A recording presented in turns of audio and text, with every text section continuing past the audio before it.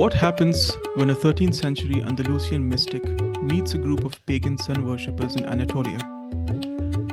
Does prophecy course through the plant, animal, and mineral worlds? How are non-prophetic religions explained through an Islamic framework? And to what extent does salvation exist for adherents of other religions?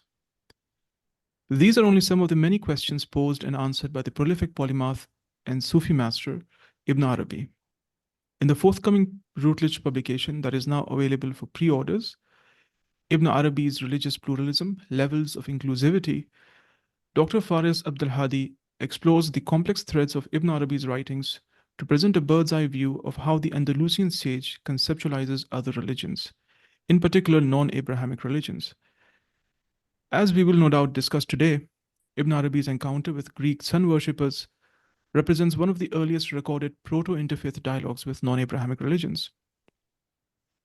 Dr. Faris himself is an author and specialist researcher in the field of Ibn Arabi studies, metaphysics, Sufism, and philosophy. He completed his PhD thesis from the University of Exeter and has delivered lectures and conducted seminar workshops across the globe on the Akbarian school and interfaith relations. We're also joined today with Luke, who is doing his PhD at the Faculty of Divinity at University of Cambridge. Thank you both for joining us today. Thank you very much for having us. To begin with, Dr. Faris, how do we situate Ibn Arabi in terms of the popular conceptualization of the diversity of religions being imagined as either and through an exclusionary framework or an inclusionary or a pluralist framework? So does Ibn Arabi neatly fit into any of these categories, or is there some other way through which that we should be imagining Ibn Arabi's views on religious diversity? First of all, thank you for having me on here. We situate him through the academic literature and the academic study of Ibn Arabi that's been proliferating for the past century, if you like. It is quite fascinating to see someone like Ibn Arabi be given so much attention, and it's not surprising at all, given the profundity of his ideas and the interest that he has arisen amongst people of all persuasions. So the general trend in the past was to assume that Ibn Arabi was simply a pluralist. That was the assumption in the past. And that is the line of thinking that has developed over the years. And then there have been several scholars who I think have rightly noted the limitations of that thinking and have noted that he actually has exclusivist views as well, which probably challenge the assumption that he is just simply an inclusivist or simply a pluralist. So, what I've noticed in my research is that because Ibn Arabi, first of all, you really have to appreciate that he's quite a complex figure. So that's exactly why it's good of you to raise the question, does he fit neatly into one of these categories? He does not. That's precisely the point. He does not fit, and I would imagine that's the same, by the way, with a number of past figures as well. They don't fit into neat categories of inclusivity or exclusivity. So he is actually both.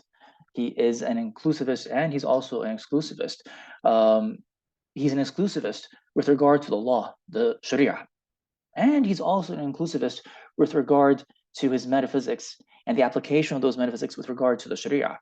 And then my book explores how exactly that happens. Right. Yeah, and of course, importantly, you give us a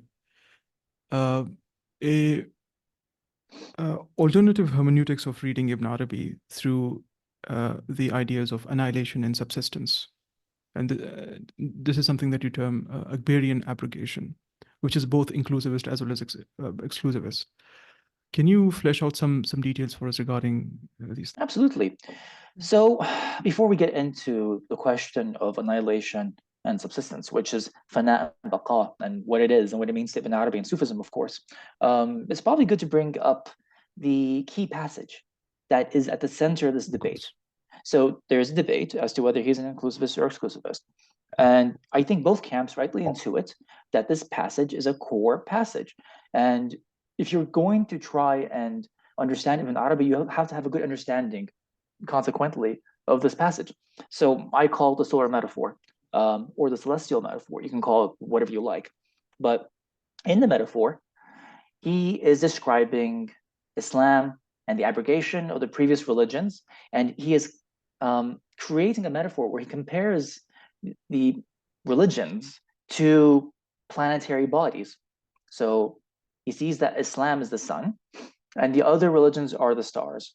So when the sun rises, not one of the stars appears according to this solar metaphor, or at least it does not appear to one's eyesight. But then he says, but if you investigate the matter intellectually, right?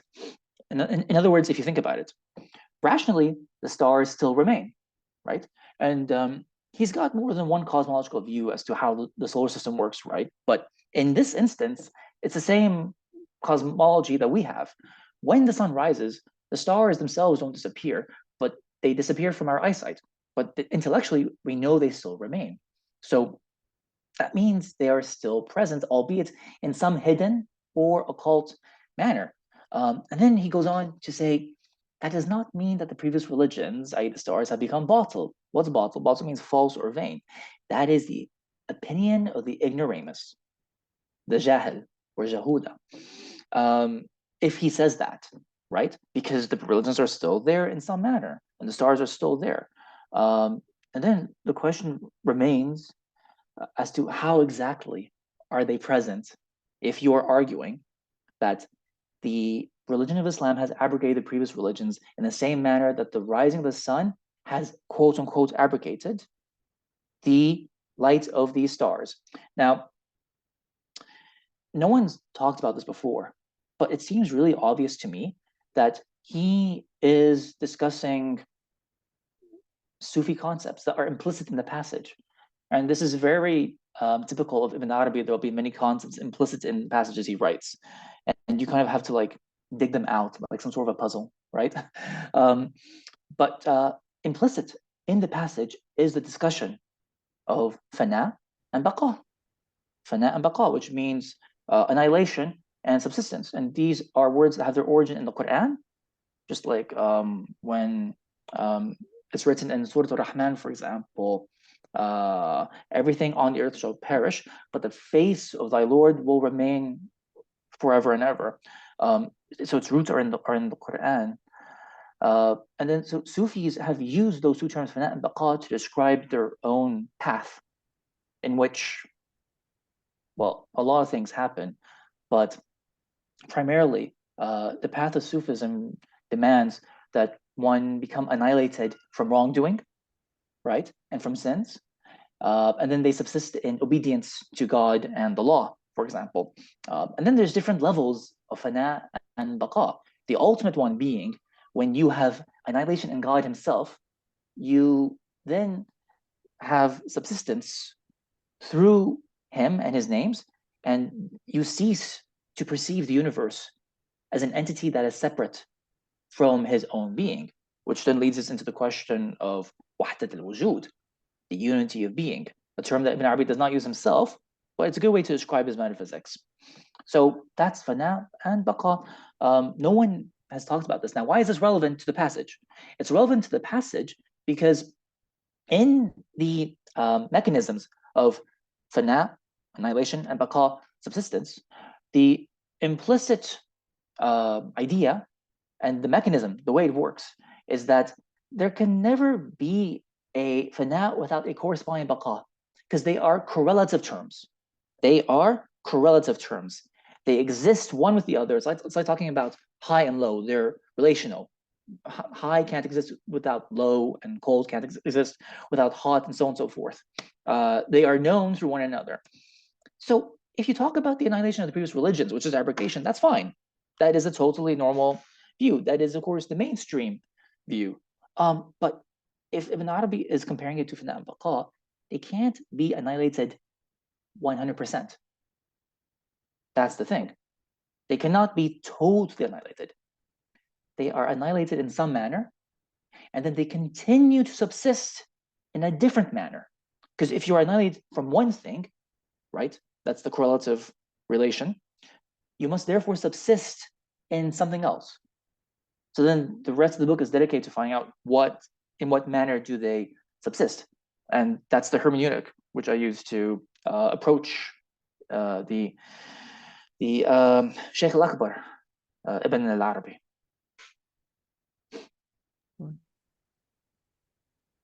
Right. Yeah, of course, this naturally leads to the question which you just posed at the end. What is the manner of their subsistence? Or if it is clear that they are annihilated or cancelled out in certain senses, what is the sense in which that they are also affirmed as being valid even now? Yeah, good question. So that leads into the topic of the jizya and tax payments and other issues as well. But before we get into that, it's pretty good to understand the I guess the etymology of the word abrogation, which is nasakh, right? Because Ibn Arabi plays on the different meanings of the word, as he often does with the various words in his writings. He's a very strong linguist, unsurprisingly. So how do they remain? Well, let's look at the word nasakh, abrogation. The first meaning of the word is to cancel out. So you say something like the light of the sun has canceled out the shadow. So the first meaning is al-izala or al-zawal, disappearance.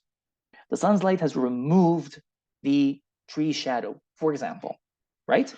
That is indeed the way most people understand what abrogation is. But there's a second meaning. The second meaning of nasakha is antaqala or an-naqal, which means to transfer or transferal. So when you, especially in the olden days, you want to copy out a book, right? You are, if you are a scribe, as you are copying out the contents of the old book into the new book, you are transferring the old knowledge, which was in the old book, into the new book. By the way, from which, now that we have a copy of the book, it's called nuskha, which is related to nasakh. That's called a nuskha, a copy. This word, we still use it till today. A copy of the book is called nuskha, right? Because the contents have been transferred into the new book. Ibn Arabi plays on the same meaning, because if the other religions are lights, in which there are stars, stars means there's starlight, astral light. The lights also transfer to the religion of Muhammad Islam, or they transfer to the sun.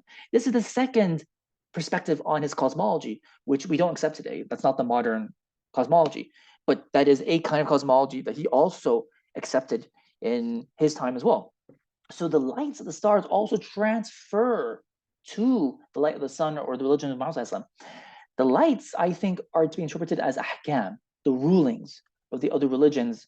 And as understood by Islam, there are different rulings, not just in Islam, but in any religion. That is a way of conceptualizing other religions, whether they have commands and prohibitions that are obligatory, recommended, mubaha, just simply permitted without being prohibited or commanded, makruh, disliked, intensely disliked, or haram, prohibited. That goes for every religion. So those rulings are transferred into the religion of Islam. So now it contains their rulings, right? That's another aspect we need to consider when we're going to get into how Ibn Arabi thinks the other religions still subsist through Islam. Then there's a third meaning for nasakh, right? Now, the first two meanings I mentioned are written down and mentioned by the usuliyun, by the writers who adhere to and practice usul al-fiqh, which is the foundations of the religion, the principles of jurisprudence, like Imam Juwayni, right? So Imam Juwayni and his commentary, I think it's Al-Mahalli, if I'm not mistaken. But anyways, it's in my book. But they mention these two meanings, right? So they agree that nasakh means to cancel out and to transfer. There's a third meaning that's mentioned by the Arab linguists. That's not mentioned by the Usuliyin as far as I know. But there's a third meaning that Ibn Arabi accepts, and it is in the language itself, in the Arabic dictionaries, and that is that nasakh is a near homonym of masakh. So instead of a noon, just like this podcast, it's with a meme, masakh. And masakh means transformation, or it's more like metamorphosis. Masakh is metamorphosis, and Ibn Arabi clearly accepts this meaning when discussing the religions, that somehow the ahkam that get transferred into Islam metamorphosize and change and transform in a way that is particular to Islam. I'll give you a really brief example. I don't know if you're aware of it or not. It's a fairly well-known chapter in Akbarian studies, which is chapter 36 of the Futuhat al-Makkiyah, his magnum opus, when he talks about Christianity and what he calls the Christic saints. Those, and of course the awliya, and sainthood is a foundational concept to Ibn Arabi's worldview, and arguably is past Islamic civilization. It was key to Islamic civilization. But anyways, so he discusses the Christic saints and the knowledge that they inherit. So in that discussion, he is he's in the process of describing why images and statues and icons are permitted in Christianity, which is a really unusual view, right? And this will tie up to the concerns and themes of the Noon podcast as well, of course. He says that it is permitted in their law to use the aid of images and icons and statues and forms when worshiping God, which seems a little bit strange. But he says, no, if you go to the Quran, it's mandated by the Quran itself. That's his argument. So he says, he is quoting Surah Maryam, which is the 19th chapter of the Quran. When Gabriel comes to Mary, and that's basically the Annunciation, he appears to Mary, and then the verse says, describing Gabriel, فَتَمَثَّلَ لَهَا بَشْرًا سَوِيًّا. فَتَمَثَّلَ. So then the normal translation is that he then appears to her in the form of a well-shaped man. But really, تَمَثَّلَ is more like he turned himself into an image. He turned himself into an icon. He turned himself into a form of representation. So that means that making representations is founded and exists in the very foundation of Christian law. It is in the foundation of the law itself, in the Annunciation. That is why they are permitted to make icons and images, and they have done so in their churches, right? So, therefore, what he furthermore says is that if that is permitted to them in their religion, that is a hukum, that's a ruling of Christianity. Okay. If the Islamic religion abrogates, now in the Akbarian understanding of what abrogation is, if it abrogates Christianity and its rulings, that means the ruling of worshiping God through forms is now transferred to the Islamic religion, and it is metamorphosized or ratified in a way that is peculiar to Islam. This is mentioned by Michel Chodkiewicz in his book, The Seal of Saints. So, if that is the case, how does Islam ratify this ruling in a way that is particular to it? It exists in the hadith, the, again, foundational hadith, when Gabriel comes to the Prophet ﷺ and the companions. And then when Gabriel comes to them in the form of a well-shaped man, that's also another interesting point. But he tells them what the religion is, and he tells them what is Islam, what is Iman, what is Ihsan. That is the foundation of what religion is. So for Ihsan means beauty or doing conduct which is excellent. So Gabriel asks Muhammad, what is Ihsan? And Muhammad replies to him, Ihsan is to worship God as though you see him. And if you do not see him, know that yet he sees you, right? Ibn Arabi says that the first part of that line in the hadith is to worship God as though you see him. that is a Christic tasting, ذوق, from Christianity itself, right? Because the foundation of his metaphysical principles, which I'm sure you must have come across with other professors as well, is that everyone, and I've seen this in one of your podcasts, is that everyone worships God in a form, in one way or another. Even if Muslims don't worship a physical form, there is the form of the mind, right? So now the form of the mind is permitted and acknowledged through the Muhammadan law, but through what? Through the use of the imagination. عَبُدَ اللَّهَ كَأَنَّكَ تَرَاهُ. This kaf is called kaf tashbih. عَبُدَ اللَّهَ كَأَنَّكَ تَرَاهُ. Worship God as though you see him through your imagination. So what Ibn Arabi says is that's a Christic ruling that has been brought into the Muhammadan law, metamorphosized, and ratified now in an Islamic version of that ruling, in which we are both worshiping God through forms, but for Christians, it's permitted to worship God through physical forms. And for Muslims, it is not permitted to worship God through physical forms, but it is permitted to worship him through the forms contained within the imagination, right? And so that's just the beginning of the issue once we understand what nasakh means to Ibn Arabi through the solar metaphor. And then I can talk about the other things as well. But I just wanted to give you a chance to comment if you'd like to.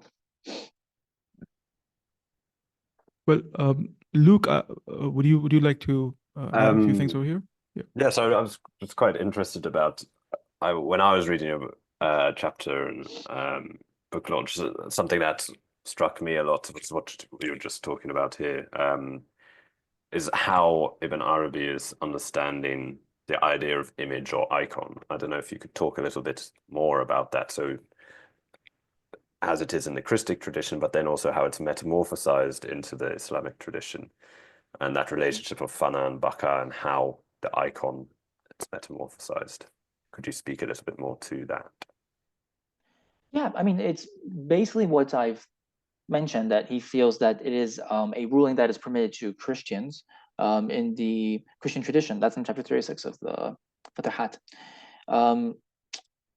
So that verse that I quoted from Surah Maryam is the foundation as to why he believes that icons are permitted to Christians and their own tradition, because it exists in the foundation of the law itself, which is amazing. So that's a validation of for example, like the Greek Orthodox tradition, for example, the whole Orthodox tradition, Syriac Greek, and all of it.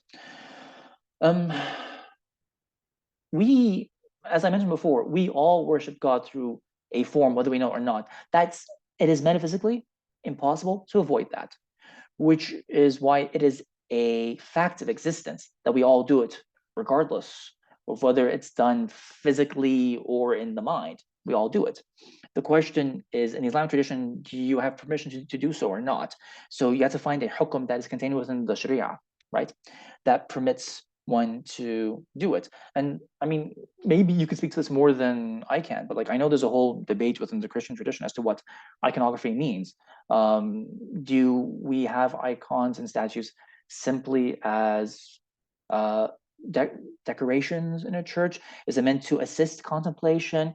Do you worship through the aid of icons? So Ibn Arabi, he describes this process, which I'll just quickly mention, which is really interesting, because it gives one the impression that he must have seen this with his own eyes, because he describes it in detail when he says that basically they go into their churches and then they start worshiping God within themselves, within the inward, using the icons as a kind of springboard, to spirituality. And he says more things about that, if I can just remember what it is. But in the hadith of Gabriel, he also says something very interesting. He says that the fact that Gabriel comes down in the shape of a form is in itself an indication that forms are accepted in some manner in Islam. And he says this is because there is a saying in Arabic, there's a proverb, if you like, in which you could have three people in a group, and then someone is talking to the second person, but he really intends the third person. So the proverb says, عني إياكي يا جارة اسمعي. Like, I'm talking to you, Luke, but really the message is for Saad. So you better listen up, Saad. So that's also something he talks about when Gabriel comes down in a form, right? As an indication that forms are accepted, even though he doesn't say the words. The what's the word? I guess the implication is that they are just by coming down as a form. And I think just on that, I was also interested in that distinction you made between, well, not you, but in your explanation of Ibn Arabi's distinction between worship, ibadah, and veneration, tazim. Yes. And how that speaks to the role of the icon or the image. No, that's an excellent question. As you know, and there will be a lot of apologia in the previous centuries, 10th, 11th, 12th centuries, written by Christians, arguing that iconography is a form of veneration, right? And there's also specific vocabulary related to that. I think it's like latria and other words as well. They're arguing we are venerating the icons, we're not worshiping them. Ibn Arabi completely accepts that distinction, and he argues for that distinction.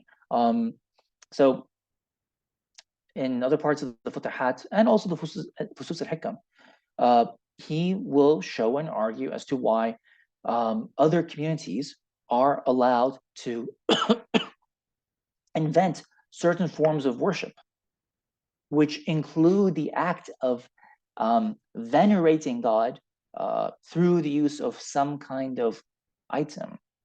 And then the foundation for that idea comes in the Rahbaniya verse, which you could call the monasticism verse, right? So that's Surah 57:27, which says, وَرَهْبَانِيَّةٌ ابْتَدِعُوهَا. And as for monasticism, they invented it. وَمَا كَتَبْنَا عَلَيْهِمْ إِلَّا ابْتِغَاءَ رِضْوَانِ اللَّهِ. But we did not prescribe for them per se, except that they are seeking God's pleasure. Now, that verse is the foundation for all these ideas. So let's just get into that verse for a little bit. So there is a word there, illa, which is called al-istithna. Now, the istithna are of two kinds. There is istithna muqatta' and munqata' or istithna mutassila. So it can be a severed exception or it can be a joined exception, which gives us two meanings in that verse. And according to Ibn Arabi's hermeneutics, both meanings are acceptable on the basis that the Quran can be read multiple ways and the multiple understandings of God's word are intended for all audiences. So both meanings are accepted.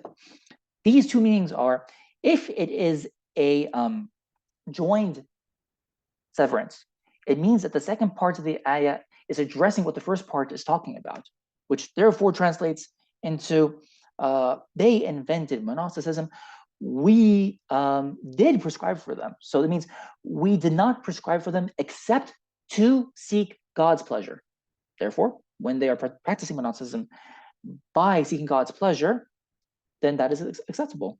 That means it is prescribed by God to seek his pleasure.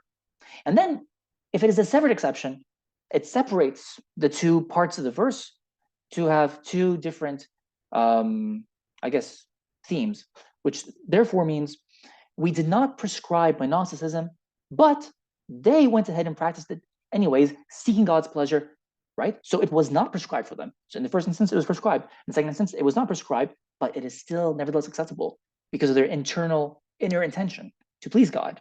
That's the basis of this whole thing from which veneration comes.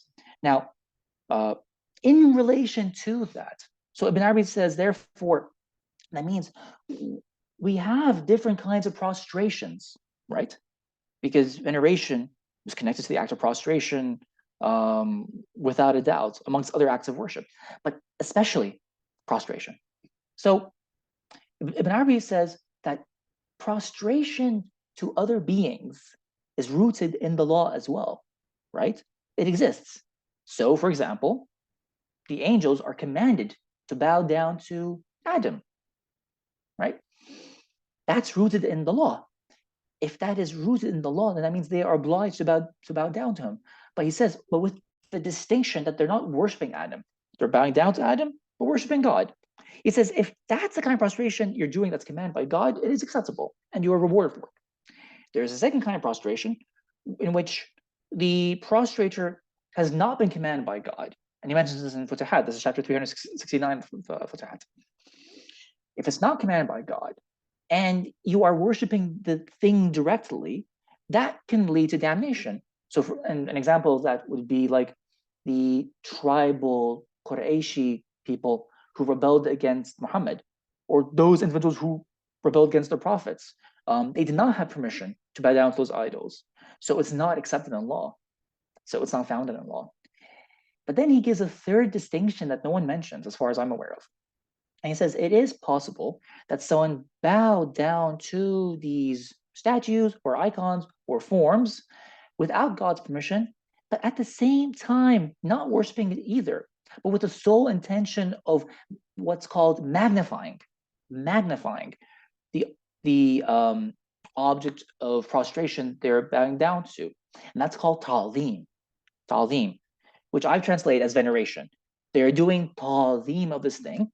And the word ta'zeem is, I mean, not exact ta'zeem, but man yu'azzim sha'ar Allah. So yu'azzim is a word that's rooted in the Quran itself. So the word is rooted in the Quran to magnify the waymarks of God, right? The verse that I just cited, no one talks about the manasik, the ritual rites in the Hajj, but Ibn Arabi says it could apply to other things too, because technically anything could really disclose God's wujud in existence, and therefore be a waymark pointing to God. If you can't see that, then it's not a waymark for you. It might be a waymark for someone else. So when he bows down to that thing, he says that's called rahbani ibtada'uha. They invented it, seeking God's pleasure. He says that's not the void of God, and that becomes acceptable to God. So then he says, so let this person who is inventing this act of worship have a good opinion of God. So now he's quoting a hadith Qudsi in which God commands people to have a good opinion of him. And so he says, let him have a good opinion of God. God will not disappoint him, right? So that is the means in which veneration becomes an act of worship that is acceptable within the Islamic Sharia. It's also mentioned in the Fusus al-Hikam, and he's mentioned it in other places as well. So that could obviously be tied back to the Christian icons, in which, and to a particular tradition which venerates these icons for particular reasons without worshiping them directly. It's almost as if Ibn Arabi is giving credence to a particular spiritual intelligence that exists in other people and not insulting their intelligence. Because you might say to someone, please don't insult my intelligence. I'm not actually doing X, Y, Z. I'm not actually worshiping an empty object. I'm doing something else. And that's what he does. And it's really refreshing to see him give credit to other people's spiritual intelligence. Thank you so much. That was brilliant, really interesting. Thank you. Right. I'd like to tie this back to the account in Ibn Arabi of the sun worshippers, which is where we also have a lot of these discussions come up. But before we do that, or before we go there, there's one minor point at the risk of being slightly reductive that I'd like to bring about. In the sense that if we accept that, in this view, in Ibn Arabi's view, there are various, for example, there is a Christian or Christ-like dispensation within Islam, or a zawq, or a tasting within Islam. Yes. Right? Well, what does that mean for those who are followers of these other traditions themselves? For example, well, I mean, these are included as being present within Islam, or Islam is seen as the larger umbrella within which all of the previous prophetic dispensations are brought together in a sense. But what does this mean for those who, for example, Christianity in itself, independently, is it in this view seen as something that is deficit in some way, because it also leaves out the other dispensations that Islam incorporates or brings together? Okay. So there's two questions there, and it's not a reductive point at all, but I'll just address the second point very briefly. So for Ibn Arabi, other religions would have some kind of a deficit anyways, because he perceives Islam to be the final coming, the final religion that comes. And he believes in his exclusivist manner, the idea that other religions are somehow lacking in some way. One example is the obvious and well-known alteration of the previous scriptures that he thinks and believes has happened, amongst other things too. So that would be very natural for Ibn Arabi to believe that there is a deficit in other religions, whilst nevertheless acknowledging their strengths as well, which he clearly does in many instances. Getting back to the first part of your question, though, that's a brilliant point. Christianity is obviously not the only example that can be discussed. We can get into many things. Like, I even forgot to bring up the example of Solomon's law, right? Because that's an example that's mentioned in basic tafsir, not even Akbari metaphysics, right? There's a chapter in the Quran that talks about the helpers of Solomon who help him make various things and objects. One of them is al-tamathil. Al-tamathil. So he literally himself, Solomon, made statues. So the exegetes had to ask the question as to why did he make them. So Mufassirun like Zamakhshari conclude very explicitly that it was permitted to Solomon at the time, Solomon, to make statues. That was acceptable in his Sharia, but it's not acceptable in the Sharia of Muhammad, for example, right? That's explicitly mentioned in tafsir. Now, we just mentioned the example of Solomon, but for Ibn Arabi in history, there have been 124,000 prophets. It follows that if there have been 124,000 prophets in history, including Jesus and Solomon, for example, there must be saints who inherit their knowledge, their outward acts and actions, and their inward states and their charismata for every time period. According to Ibn Arabi, there must always be an inheritor for at least one of those prophets. So we can obviously conceive of prophets that existed not just in Christianity and the Judaic tradition, but in other religions in which they're not explicitly mentioned, but the Quran does say that we have told you about some of them, and there are others we have not told you about. Quite frankly. So Ibn Arabi, nevertheless, even if you're talking about prophets, he has given us room for another category. So you've got messengers. Below the messengers, you've got prophets. Below prophets, you've got the saints, but more specifically, the inheritor saints, those who inherit from the prophets. There's a fourth category below that, and he acknowledges them. They have a place in this hierarchy, in this scheme, if you like, and they are the sages, the hukama. And there's a whole tradition in the Mughal era that acknowledges the hukama and describes the rishis as hukama, as sages, and gives them their place amongst other things. And that is an extremely fascinating subject, because Ibn Arabi has a whole subject dedicated to the sages and what is their place in this umbrella, as you described it, this all-encompassing umbrella. So if Islam is the all-encompassing religion that encompasses all the previous traditions and wisdoms and knowledges, then you can have different tastings too, without a shadow of a doubt. It could be that there are other prophets who typify a tasting that exists in other religions. That is perfectly possible. Is there an Abrahamic tasting in Hinduism? I don't know, maybe. Abdul-Karim Jili draws a connection, as Sayyid Hussein Nasr once pointed out, between the word Ibrahim and the root of it, which is Barhama, which sounds like Brahman. So he draws a connection there. These other prophets could contain the tastings and spiritual perceptions for other religions too. But there's also other spiritual tastings that belong to the hukama, that belong to these sages, that theoretically should also be encompassed according to the law, the Sharia in Islam. Because the foundational verse that I mentioned, وَرَحْبَانِيَةٌ ابْتَدَعُوهَا. Now, Rahbaniyya translates into monasticism. But for Ibn Arabi, he gives it a new technical meaning as a technical term. When you combine it, وَرَحْبَانِيَةٌ ابْتَدَعُوهَا, they invented it. That's the key word. The permission to invent a new path and way of life that's not mandated, strictly speaking, by God. He didn't he didn't actually reveal this particular religion, but someone invented a way, a spiritual path, and a spiritual path forward, which he practices, that is rooted in the law and is permitted in the law. He translates that as sagehood. That's sagehood, which now has a foundation in the law. So there must now be spiritual tastings from the sages. So that's why I thought to myself, that's how someone like Suhrawardi al-Maqtul could exist.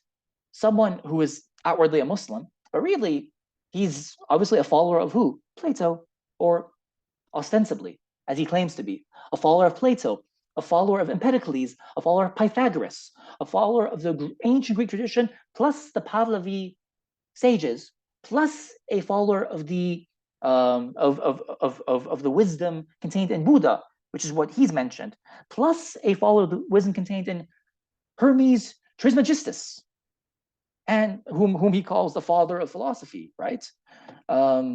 Amongst other individuals. So could there be a Pythagorean tasting? Maybe. Could there be a Hermetic tasting? Maybe. Could there be a Pythagorean tasting or a Platonic tasting? Very possibly. Right. Fascinating. Well, of course, we've been speaking about the idea of Rahbaniya and of these, separate traditions that, people can invent in their religious and spiritual pursuit. But then there's, of course, also the other really significant tool that Ibn Arabi provides of, and his novel way of thinking about the concept of ijtihad. Yes. Which he takes, which he applies not only to the routine legalistic usage that we are familiar with, but in a metaphysical and a cosmological sense, ijtihad can be done and is also considered valid, despite whatever conclusions the mujtahid reaches. Yes. Right. Yeah. And that ties into what you wanted to ask before about the sun worshippers. That's how their form of worship is validated, through ijtihad. And Islam can still consider that form of worship technically incorrect, but you're permitted to it. Right. Well, can you maybe flesh out that encounter in slightly more detail, the sun worshippers incident? Absolutely. So Ibn Arabi has two passages in two chapters of the Futuhat al-Makkiyya, chapters 69 and 72 of the Futuhat, where he describes his encounter with the sun worshippers. Now, I have to be quite honest. I have had this discussion with academics who think that those encounters aren't physically real, which is a very fascinating and separate discussion in itself. Whether it happened physically or not is perhaps beside the point, because the arguments he is making in those passages are still an argument for everything we've been discussing. Either way, it does not affect the merits of those arguments and those discussions. But for my part, I thought it happened, personally speaking.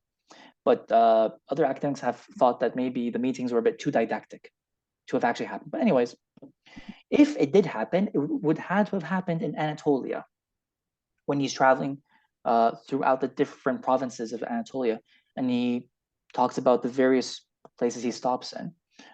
He says that he met them in the Greek lands, so that must have been in modern-day Turkey, Anatolia. And then he says that he has seen kathirun minhum. He has seen a great many of them prostrating themselves towards the sun.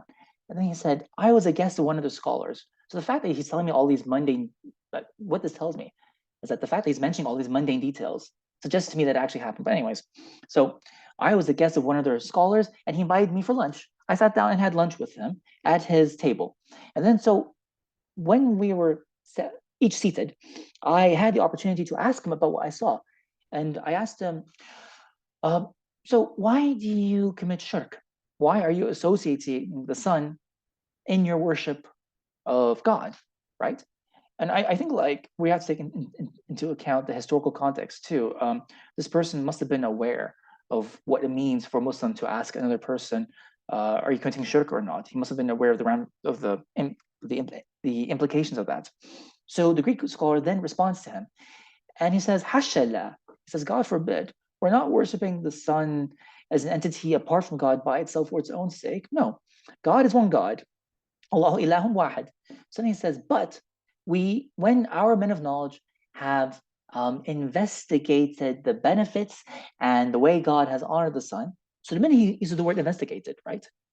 That means, so the word he's using is al-nadhr, which is a kind of intellectual investigation.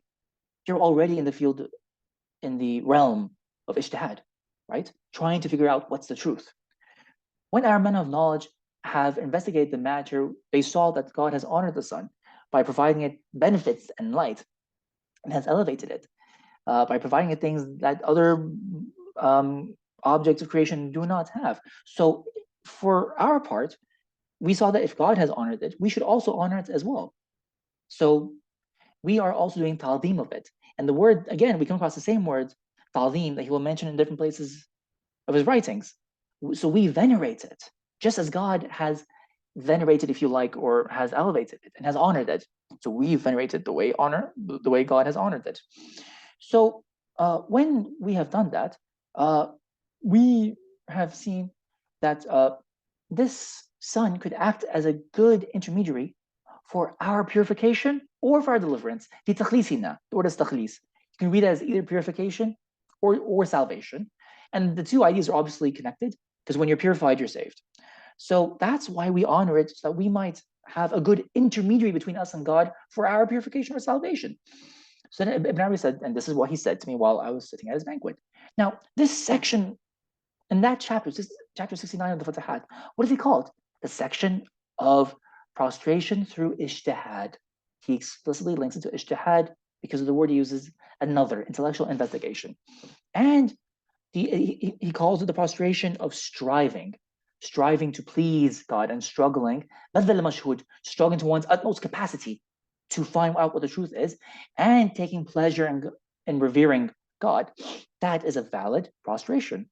And this comes in a section of the Fatahat that describes the different prostrations in the Quran. Like if you come across a certain verse, you have to prostrate at that verse. So he describes the inward meaning of those verses. One of them is the inward meaning of the prostration of ijtihad. So that's one passage. The other passage is from chapter 72, in which he gets into the metaphysics of the subject a little bit. So we might as well get into the metaphysics as well, because we've been talking about law throughout the whole duration of this interview. So the foundation for the idea that whatever you're worshiping is always in fact God, that is key to his metaphysics. The foundation for the idea comes from the Quran and the Sunnah, obviously. So from the Quran, we have in Surah Al-Baqarah, أَيْنَمَا تَوَلُّوا فَثَمَّ وَجْهَ اللَّهِ. Wheresoever you turn, there is the face of God. That means all directions are ontologically divine. All directions are ontologically divine. But then you combine that, what's called haqiqah, with the sharia. But nevertheless, when you are praying, turn your face towards the Qibla, Shatrat Masjid al-Haram, towards the Kaaba. But it is an obligation to acknowledge that all directions are ontologically divine. You have to acknowledge that. He says very explicitly, if you don't acknowledge that, you're either an ignoramus, again, just like the some metaphor passage we were talking about, or you're frankly not a believer, because you have to acknowledge the outward meaning of the Quranic verses. So he says it very frankly, you're either this or that, but you have to acknowledge that all directions are ontologically divine. And that's because in his metaphysics of Wahdat al-Wujud, God is Wujud himself. God is being. Since God is being, when we are interacting with the objects of being, the objects of being reveal aspects of God himself through his divine names, through the forms of his divine names. So if you're looking at the sun, you're looking at an aspect of an-nur, the light. And if you are looking at, for example, maybe water, which gives life, you're looking at an aspect of al-hayy, the living, and so on and so forth. The whole of creation and wujud discloses and reveals his attributes and names. So the sun is obviously revealing God's own wujud in some aspect, who is obviously understood through the theological lenses of tashbih and tanzih, transcendence and immanence. So the other verse, which explicitly talks about this, is وَقَضَىٰ رَبُّكَ أَلَّا تَعْبُدَ إِلَّا إِيَّاهُ. Your Lord has decreed that you worship none but Him. Most people take that as a commandment. God has commanded that you worship none but Him. But Ibn Arabi gets back to the etymology of the word, which simply means جَعَلَ. God has made it, has made reality, such that no matter what you worship, it's always Him. So that includes the sun. So the sun is God in some aspect. He discusses this in that passage in chapter 72. So then he mentions, so when they have taken the sun as a deity or a god, they have only erred in what's called the ascription, the nisbah of relation, because they're saying that what, according to Ibn Arabi, is that divinity is somehow inherent in the sun. It's not inherent in the sun, but the sun kind of like reveals divinity in some way or some manner or the other. So he says, therefore, they're partly kafirun, but they're also partly mu'minun. They're both. They're covering over, and he gets into the etymology of the word kafir, which is al-sitr, covering up. They are covering up God's wujud in some manner, but they're also believers in God in yet another manner. So he says, when we acknowledge that they're believers like us in God, then the matter is comparable to the divine law, which what? Abrogates parts of itself. We come back to abrogation, which means it includes that form of worship within itself. It is comparable to abrogation. He says that explicitly. But abrogation as inclusion, not abrogation as exclusion. So when they do that, then it has become established that ثُبِّتَ لَهُمْ, ثُبِّت, it's thabit, and قَرَرَ, right? That they have the right to prostrate towards the sun. That's their right. And they have the right to do so. According to law. Right. Well, there's just one small tangent that I'd like to make over here. This seems to me like an instance where, for example, that verse that you spoke about, wherever you turn, there is the face of God, right? So Ibn Arabi's position on this verse seems to me to go one step further than even maybe perennialist ideas of, or readings of Ibn Arabi, for example, because well, one of the again, I think it's also important to relate our discussion with perennialist readings of Ibn Arabi as well, Yes. because these remain one of the more important schools of thought, I guess, on the works of Ibn Arabi in the modern world. Yeah.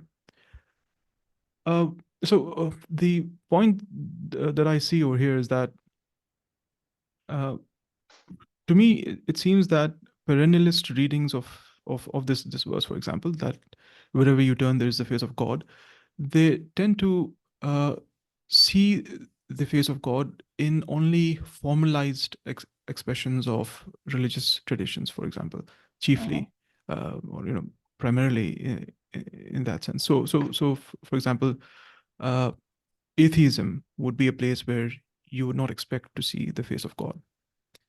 Whereas I suppose for on this reading of the verse from Ibn Arabi, an atheist may also be faced towards God, to use the language, if he is for example standing for justice or truth, or any of these higher transcendental commitments, right? I don't know. This is just a minor point that I see over here. Yeah. So you're bringing up a couple of points. Let me try and see if I can tackle them one by one. Sure. So in my thesis, if you like, and my understanding of Ibn Arabi, he's not a perennialist.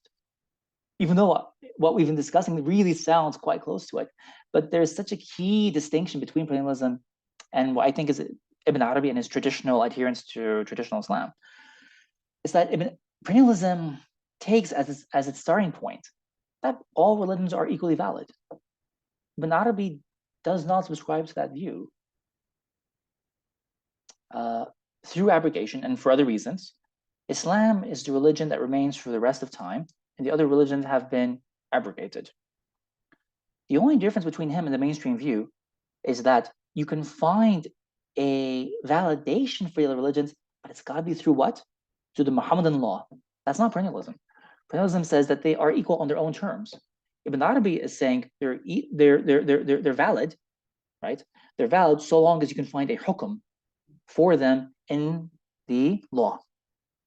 That's not perennialism, because perennialism demands that they become inherently equal. For Ibn Arabi, his teachings, metaphysics and jurisprudence, demand that they're not on equal grounds.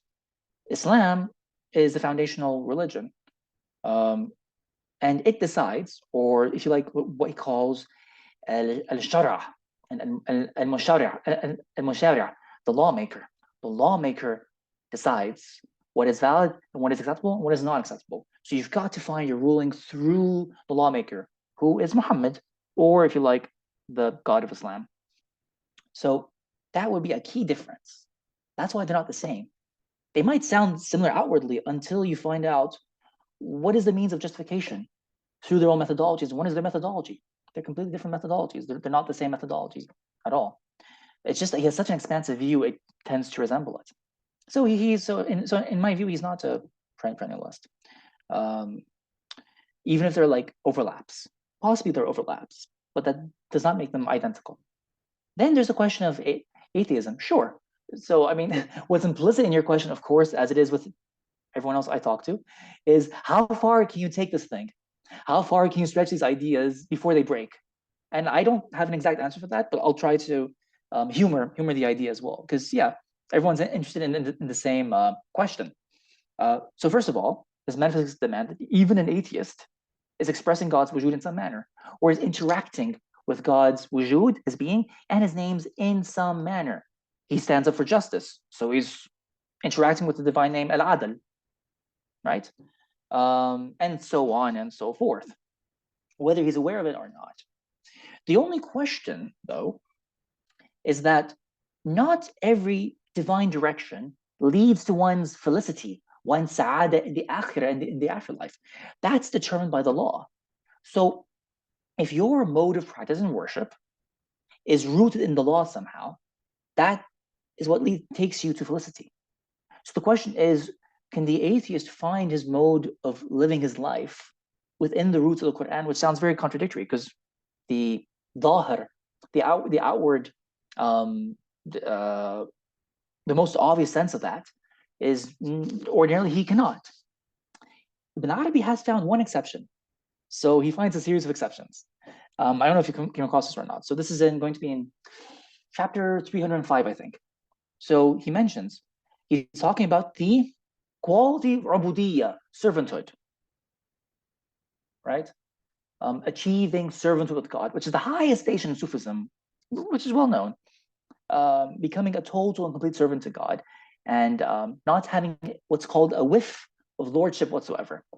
So he says, this station is so sacred, so sacrosanct, it is so sacred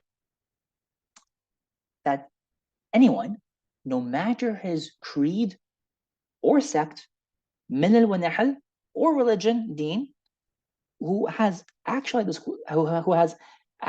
this quality, anyone who has done this, he will be included in Islam. He will return to Islam, and he'll be saved in the hereafter.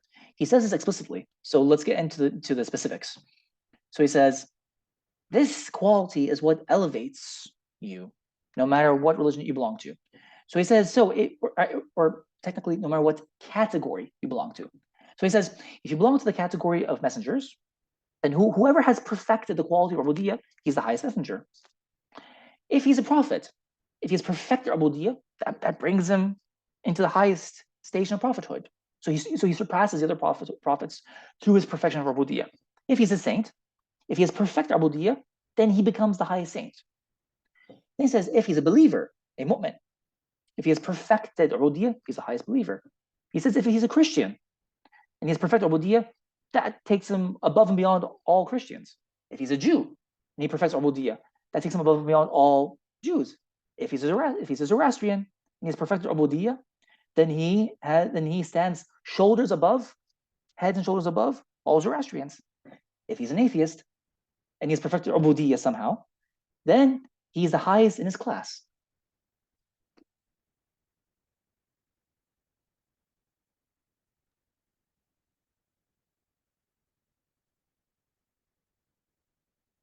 Now, there's another dimension to this. Yeah. If an atheist, for example, the most obvious example is what we call the time of the absence of the prophets, al-fatarat or ahl al-fatarat, right? The people of the period of prophetic absence.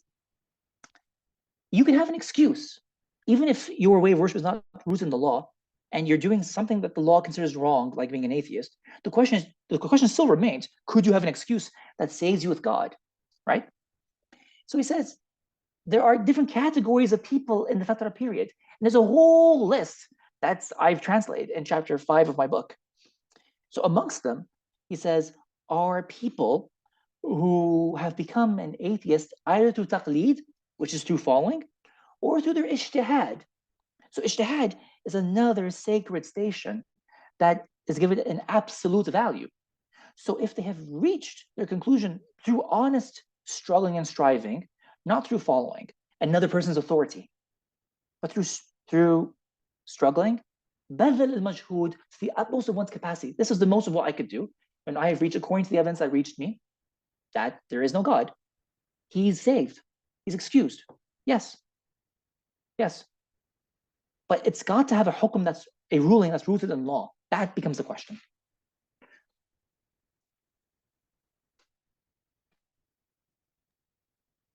Luke, would you like to add anything here? I want to hear a little bit more about ijtihad, potentially, in the metaphysics of ijtihad. I think both Saad and I are great readers of Iqbal, who Muhammad Iqbal, who also attaches great significance and more than just legal, metaphysical significance to the idea of ijtihad. So, and for him it is a similar striving, and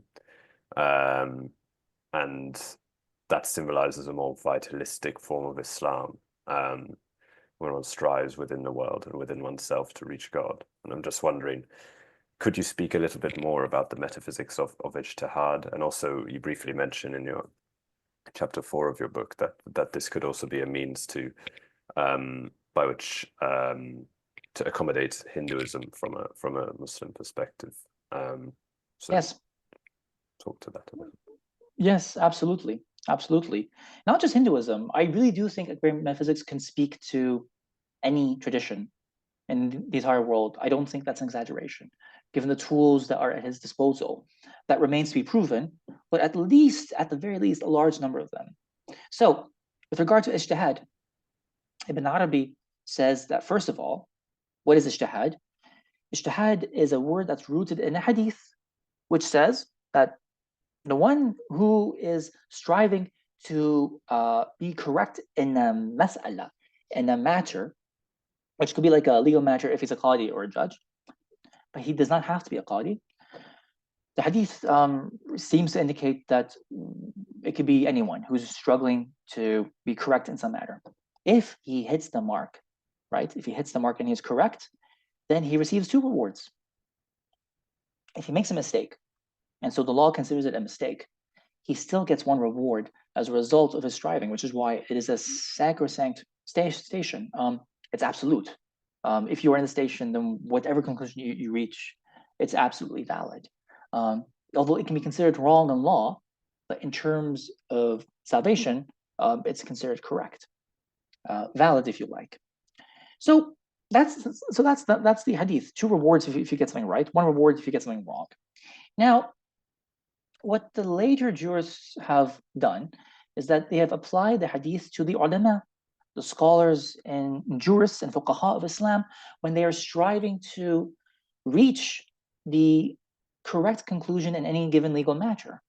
So there are obviously 2 dimensions to this issue, what is called usul al-fiqh, which is the usul of the deen, the foundational principles, and the legal branches or the application of the law, the ramifications of the law, the furu', the branches of the law.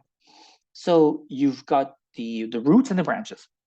Now, the ulama have said that ijtihad is only valid. So this is an example of this is Imam Juwayni. He says that ijtihad is only valid in the furu', in the legal application of the law. So trying to find out, for example, the specifics of one's prayer, right? The direction which you pray in, right? If you get the qibla wrong, by what margin of error are you allowed to get it wrong? Is it by 45 degrees? Is it by 90 degrees? So each scholar uses their own ijtihad if he's qualified to do so, amongst many other issues. The amount of water one uses for bathing oneself, the liters of water. So that's the furu'. And so all scholars accept that. Ibn Arabi is unusual in accepting that one may also do ijtihad in the usul of the deen, the foundational principles of the law, in which you are trying to decide very foundational issues like what is God, what is his nature, who are the messengers, what proof do we have about a messenger's veracity, for example. He says it is permitted for one to do ijtihad in both cases, in the usul and the furu'. That's very unusual. It says, according to me, in my madhab, this is what I permit. So it therefore follows that people of, so, you know, Imam Juwayni, kind of like, he kind of like, he understood really well the implication of doing usul in the doing ijtihad in the usul. He understood what the implication of that is, right? Because he says you can't do ijtihad in the usul because that means a Christian and a Majus Zoroastrian and an atheist are all right. But in Ibn Arabi's metaphysics, that's exactly the case. They are all right in a specific manner, not totally right, but they're correct in a specific manner. First of all, in his metaphysics, everything discloses God's wujud, his being. So you are worshiping God no matter what it is. But also, even it's correct in terms of the hadith. Even if you are wrong in identifying what that object of worship you are worshiping actually is, it is still correct from the point of view that through your struggling, you're given permission to do it. So Ibn Arabi is unusual for permitting the ijtihad in the usul and the furu'. Now, with regard to that, there's a good chapter from the Futuhat, chapter 367, when he does his own Mi'raj, ascension into the heavens, and he meets the different prophets. So he meets Idris in the fourth heaven, and then he asks Idris and tells them, ijtihad is, according to our scholars, ijtihad is permitted in the branches, the furu'. But then Idris replies, who could be Enoch, but he replies, or he could even be Hermes. But anyways, he replies, and it's permitted in the usul. So Ibn Arabi says, but if ijtihad is permitted in the usul and the furu', won't that lead to a proliferation of a great many different kinds of doctrines and maqalat, doctrines about God, who he is and what he is? And then he says that's exactly the point. It will lead to a proliferation of that because it could not be otherwise. The reality of the matter, it couldn't be any different. Just by being a human being, it is due to the variation of what he calls our constitutions, our mizaj. Each person has a different constitution, intellectual constitution, and bodily constitution, and spiritual constitution that will inevitably lead to him that will inevitably lead him to have a different experience of God. It couldn't be otherwise. That's why it's permitted.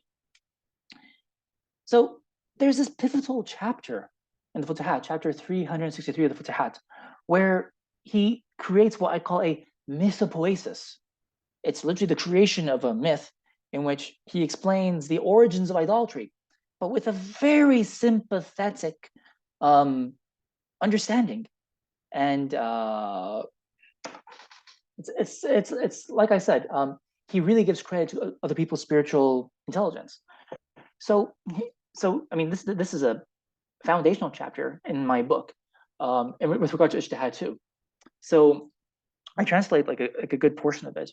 So in this chapter, he says that when we were not yet created, he goes into the metaphysics of how this is so. But when we were not yet created, we could still see God in pre-eternity somehow, right? And then he gives us proof for that. But I'll just summarize the chapter. So when we were worshiping God in pre-eternity, we had mushahada, we had a vision of him. So we were in the habit, and he says, we were in the habit, we had this adat of worshiping him, worshiping a Lord that we could see with our own eyes. It's not a coincidence for him to use the word adat, because it's one of the definitions of religion that he gives. He gives 3 definitions. The third definition is adat, customs that are rooted in law or rooted in one's like pre-eternal spiritual experience. So he says, then when we were brought into the world of formal being, and you can think of formal as FORM-AL, the world of forms, right? That those forms act as a veil over our eyes, as a result of which we could no longer see God. So then he then gives the impression that this produces a kind of anxiety.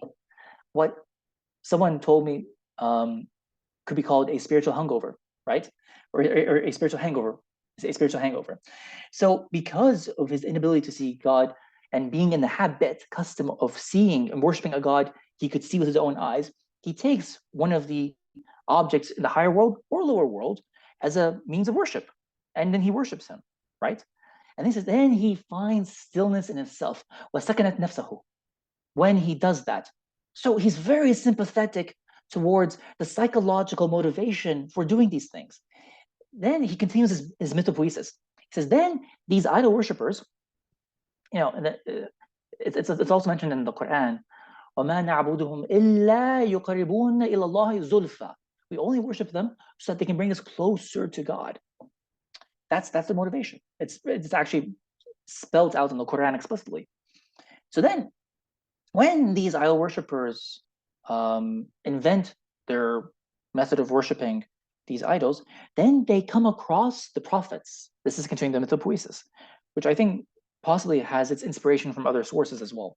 But he says, when they see the prophets are performing manasik, religious rituals and rites, like circumambulating the Kaaba, kissing a black stone, which is the right hand of God, prostrating and bowing down, and doing all sorts of rituals that are a means of bringing one closer to God for the sake of one's salvation. Like, again, he says, when you do what?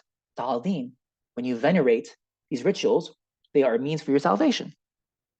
So when they saw that, what did they do? These individuals then intermixed, they took their inspiration from the prophetic practices, borrowed some of them, and intermixed them with their own idolatry and idol worship. So they intermixed them. And I've never seen an explanation for that before Ibn Arabi or someone who mentioned this kind of thing.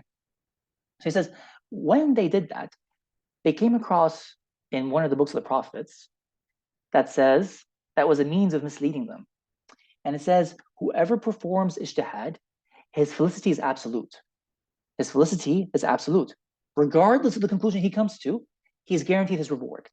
So that then was a means of misleading them to intermix those practices from the prophets with their own idolatrous worship. And so then they were able to worship a God that they could see. And so that became a form of ijtihad that was permitted to them and guarantees their salvation, even though he calls it a kind of misleading. He says it's a providential misleading, so that they would be permitted to be attached to and continue their specific form of worship and be saved at the same time. It is a providential misguidance. It's a providential misguidance. And he even talks more about that as well. When he talks about, okay, then he says something super fascinating. He says, my discussion is with regard to a specific group of people. They're called al-a'imma ashab al-nadr al-awwal. These are the imams, the leaders the companions of the first intellectual investigation.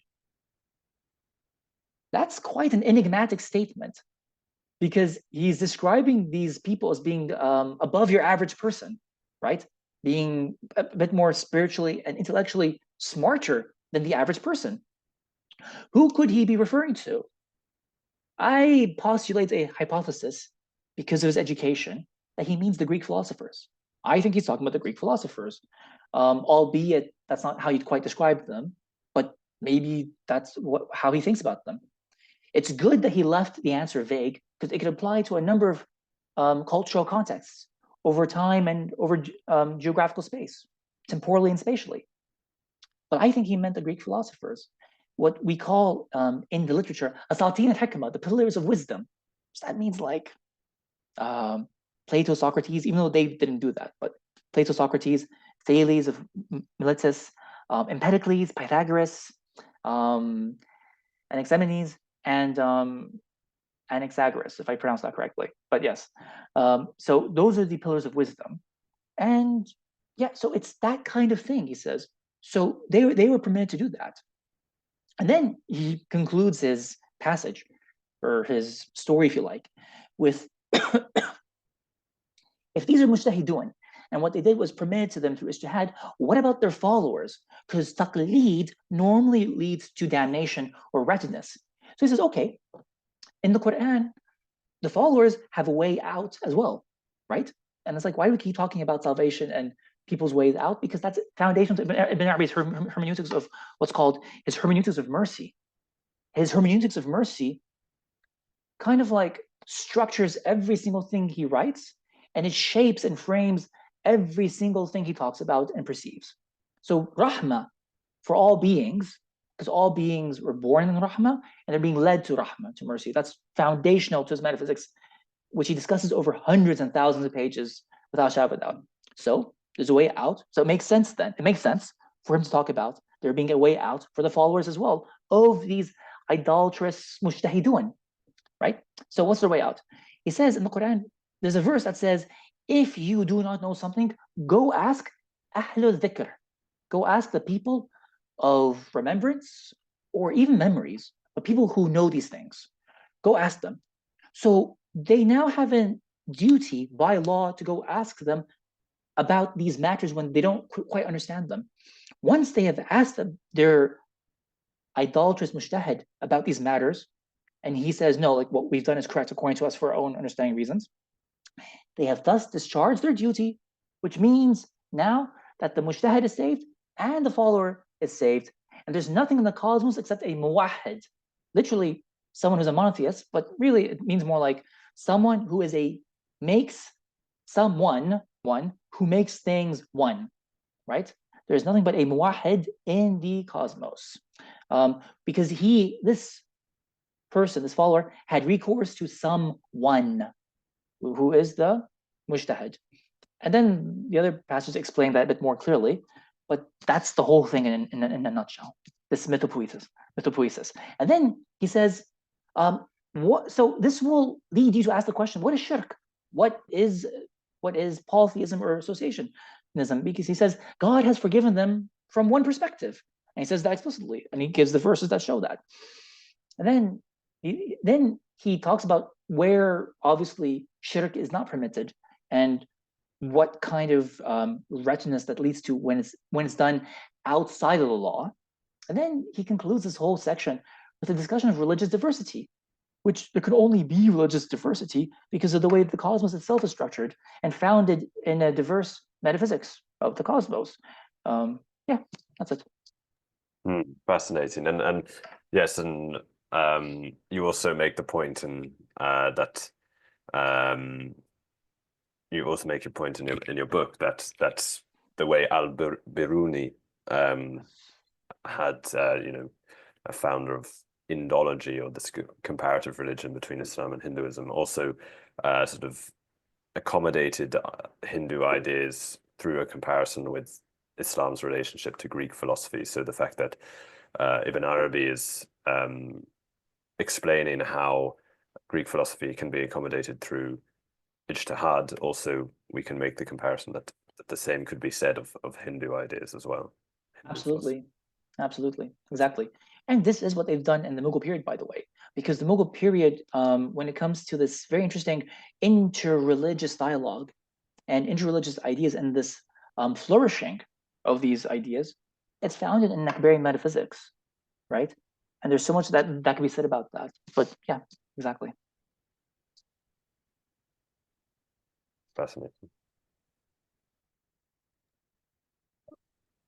Well, there's also one very interesting aspect to all of this discussion, where, well, on the one hand, we've acknowledged that ijtihad is one avenue of fitting the other into one's Ibn Arabi's worldview. But then the other aspect is also that because there is the unity of being, or God is everything partakes of the being of God, or everything is a manifestation of God at the end. Yes. So therefore, as you quote Ibn Arabi saying, the real has a face in each thing worshipped. So that also opens up another avenue to incorporate these different other religious traditions and Yes. non-Abrahamic religious Yes. traditions. Yeah. Right. Totally. I get into that in the conclusion of my book when I'm sort of like briefly summarizing what there is in what's called Fasl Nuh, which is the chapter of Noah in his other magnum opus, the Fusus al-Hikam. There's clearly this idea that the other gods, deities, are God's own self-manifestations and self-disclosures. Well, what's really interesting is that there's one verse from the Quran which you quote from the Futuhat in this connection. I'd like you to maybe speak a little bit about that. This is in translation. It says, "What has He made the gods one God? That is indeed a marvelous thing." So there's a very interesting take on this verse. Yeah, could you maybe say a little bit about that? Yeah, sure. So in Ibn Arabi's conception, the whole Quran, all its verses, are kind of like stepping stones or way stations of spiritual visions. So when we talked about one verse where we turn there's a face of God, that's like one spiritual station, right? It's a mode of being. Each verse can describe a particular mode of being that could correspond to other religious traditions or faiths or one's own internal state, different internal states for human beings. And thy Lord has decreed that none worship but him. That's another state. This third verse is yet another mode of vision, in which the tafsir of the verse is very interesting, right? Because when the verse was revealed, or even before it was revealed, the implication in the verse is that Muhammad is talking to one of the Bedouins, or he's talking to one of the people of Quraysh. And their reaction to his call in this verse is one of surprise and maybe even being flabbergasted. Shock, you could call it. If the normative understanding is that they're shocked at him calling them to the worship of one God, that's a bit of a strange interpretation, for the simple reason that they knew of the existence of Jews and Christians who also worshipped one God. So that couldn't be the thing that was shocking the Bedouin when he says, what? Has he made all the gods one God? That can't be the thing that surprised him, because he must have heard about their worship in the Judeo-Christian tradition from a long time ago.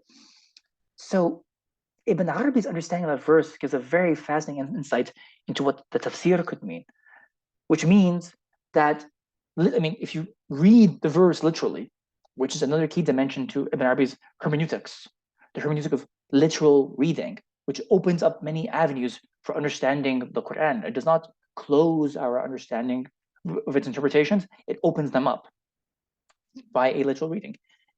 It says, has he made the gods into one God? Which means if you take all the different deities, like Al-Uzza, wa Manat, wa Alat, and Hubal, all the different deities. And you say, okay, every deity you are interacting with is real. It has a real ontological foundation in what we'd say in metaphysics in the divine names. It's just that they're all one God. So all those different deities, they all comprise one God. That's the verse. And that's what I think should have shocked the Bedouin. So he's saying, what? You're saying they're all one God? Like, how is that conceivable? I don't think the normative understanding of him calling to like a singular numerical deity would have shocked him. Because how else do you explain his surprise? Why is he surprised? It couldn't be because he never heard of Christianity or Judaism before. He must have. So that would explain that verse.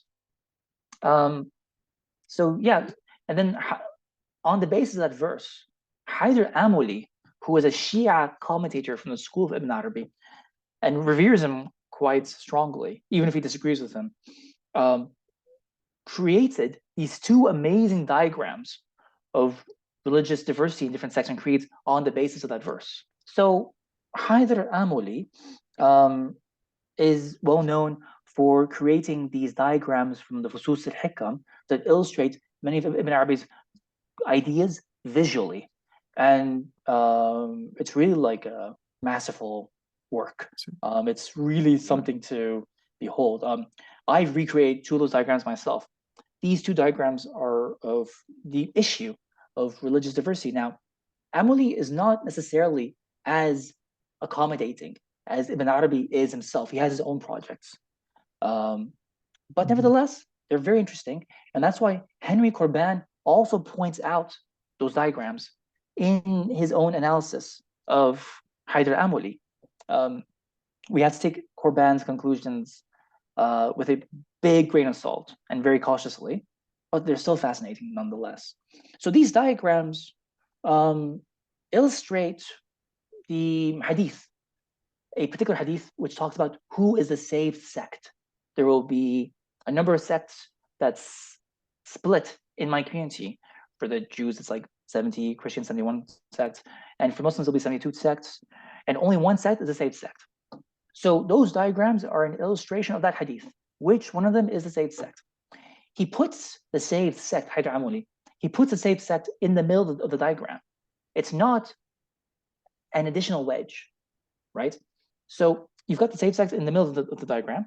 Then you've got all these 72, 71 sects surrounding the diagram from religions of all persuasions. So he's got Zoroastrian religions, he's got Hindu religions, he's got the Judeo-Christian religions, he's got atheism in there too, he's got the Greek philosophers in there too.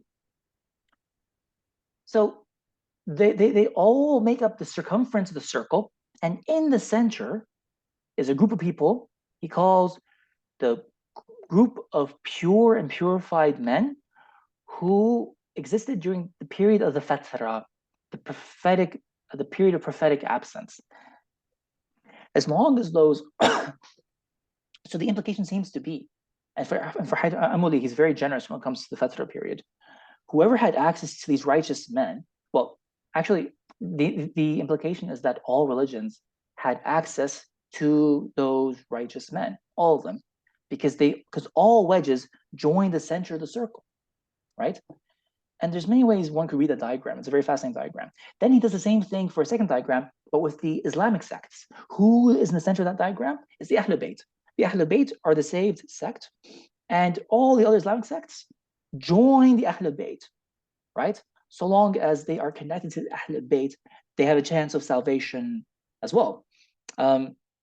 And yeah, so there's a number of ways of understanding those diagrams, but they're super fascinating.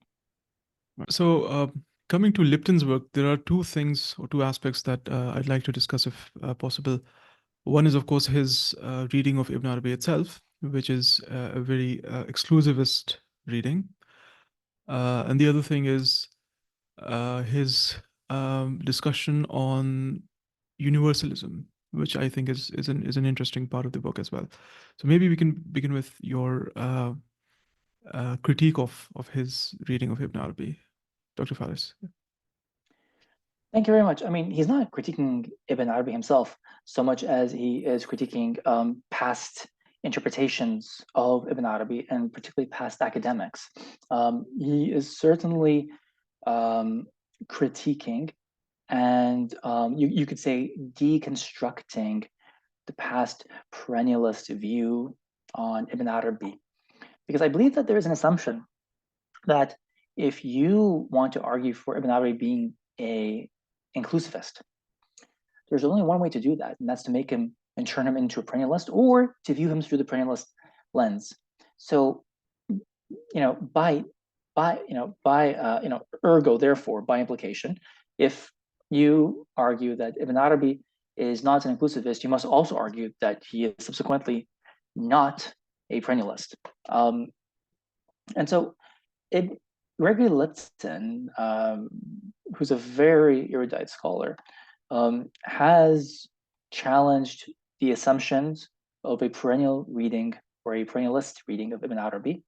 And so he's cited passages from his writings, mainly from the Futuhat al-Makkiyya, primarily, to kind of like challenge these perennialist assumptions and show that Ibn Arabi is not only not a perennialist, but to argue that Ibn Arabi is primarily an exclusivist, and his reading of Ibn Arabi suggests that Ibn Arabi is in fact some kind of an Islamic supremacist and supersessionist when it comes to religion, and he does believe in supersessionism, but his reading of Ibn Arabi suggests that Ibn Arabi is what you might call a triumphalist when it comes to religion, and that the other religions must be subjugated to the authority of Muhammad in a very almost humiliating manner. He says that it must be done in a state of humiliation, and that is derived from Ibn Arabi's own citation and Gregory Lipton's reading of that citation from Surah Tawbah, verse 929, which talks about paying the jizya. وَهُمْ صَاغِرُونَ, that's the Arabic. وَهُمْ صَاغِرُونَ, in a state of, now there's different ways to translate this. I've argued against translating it as humiliation per se. I translate it as being in a state of being humbled, more so, and then I get into the specifics of that. Why do I argue for that translation in the book? So Lipton is challenging this perennialist reading, and he's doing other things in the book as well. He's got a number of projects. Like you said, he's discussing the question of universalism. What does universalism mean? But that's a separate subject. In the academic study of religion, qua religion, right?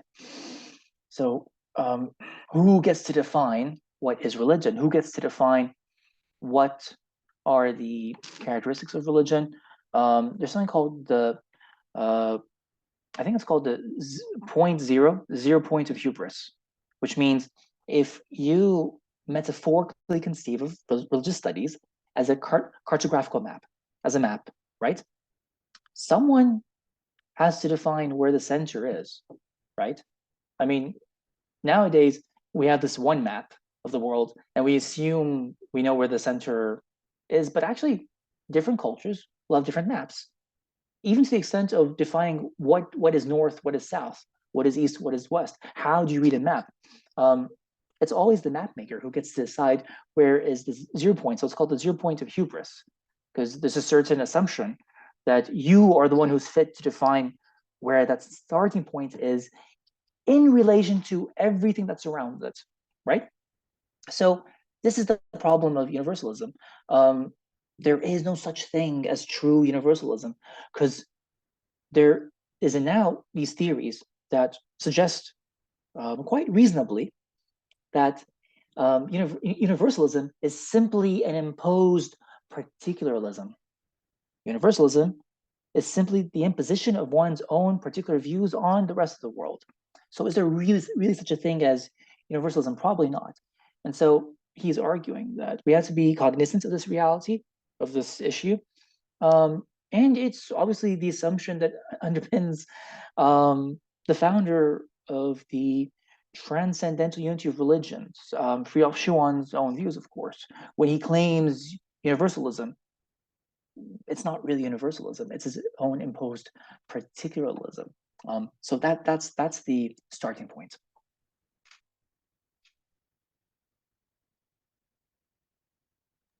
Right.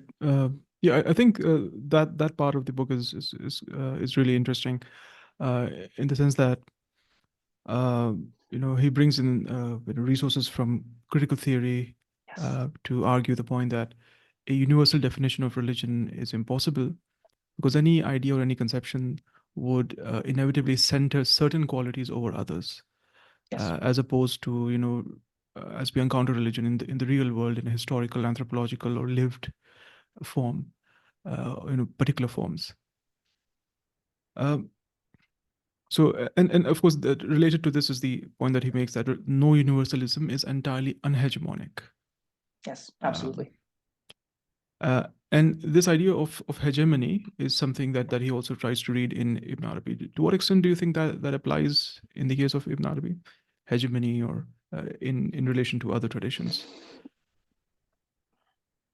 So I do not deny that there could be a hegemony, use certain phrases, but I don't deny that there could be a certain hegemony present in Ibn Arabi's writings, but it would it would always have to be drawn back to the actual passages he's written.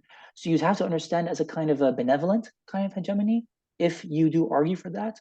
But my issue with the usage of this framework, this hegemonic framework, right, that discusses all these issues, is that it is as if Gregory Lipton is making that the primary concern of Ibn Arabi's own writings. They are not his primary concern in any way, shape, or form. They could be implicit, perhaps to some extent. And there is a hegemonic structure. And this is what Gregory Lipton would like to argue for, of course. I don't necessarily deny that there could be. It's not my place to investigate whether there is a hegemonic structure or not. I assume there is. There must be in all things, to some extent at least. My issue is that he seems to interpret Ibn Arabi's passages, so getting down to the specifics and the nuts and bolts of this problem. He seems to think that the passages that are normally cited to support a pluralistic understanding of Ibn Arabi don't mean what they appear to mean. I take great issue with that, because he is reinterpreting the passages. He's reinterpreting them to mean that they are clear allusions to a kind of Islamic supremacy. I am not persuaded by the argument in the least. And so I myself go into his own writings and critique this idea to explain why that is the case. And then I substantiate the argument with multiple proofs throughout Ibn Arabi's writings. It's very clear that Ibn Arabi is not concerned with the hegemonic structure. That's just not his concern. Whether you think there's one there or not is a different question, but he himself is not discussing this issue. You absolutely cannot read into his passages with this purely hegemonic perspective. So one example I give is that when he's citing very famous passages that are well known, one of them is from the Fusus al-Hikam.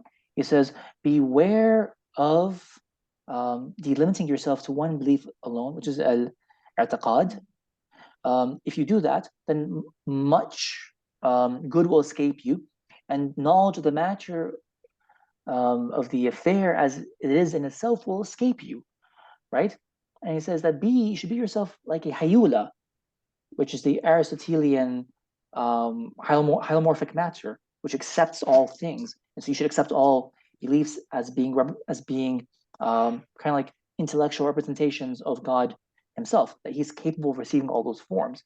Because therefore, if you do that, then you should do that, because you don't know in which moment your soul will be taken and you will die, right? So if you're a Sufi, each moment is precious, and it might seem a bit alien to us, but they have a form of presence.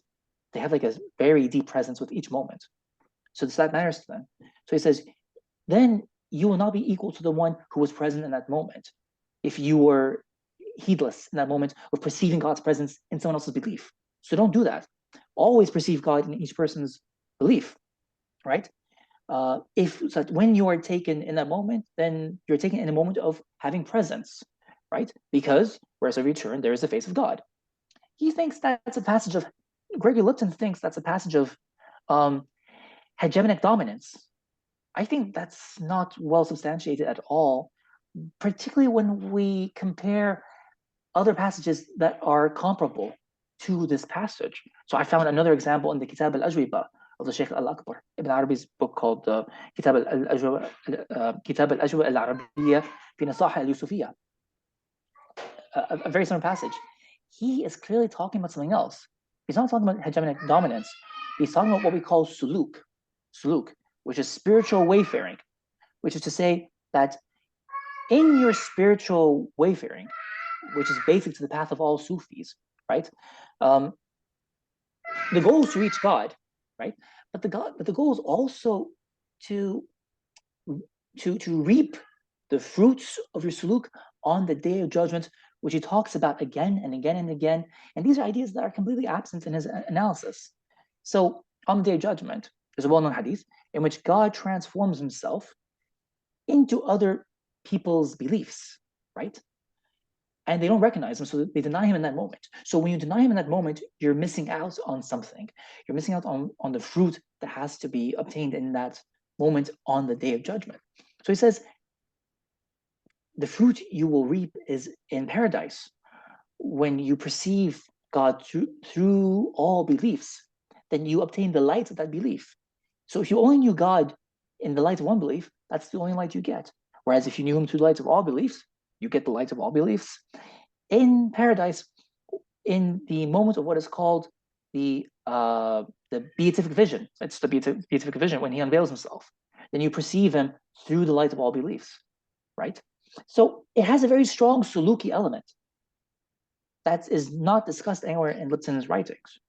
So I think he's gravely mistaken about that.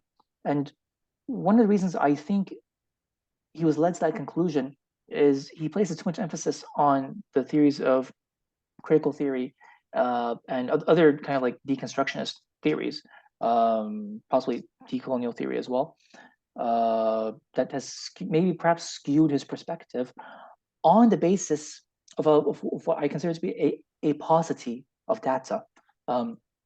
He is maybe considered, largely he's considered about 4 chapters of the Futuhat and other passages from other books, maybe a few lines and passages here and there from, let's say, the Kitab I think, is it the Kitab al-Isra? No, so for example, from the Tarjuman al-Ashwaq, for example, the Tarjuman al-Ashwaq and the commentary on the Tarjuman al-Ashwaq. And then maybe it's the Kitab al-Isra, I'm not sure. But there's a couple other books.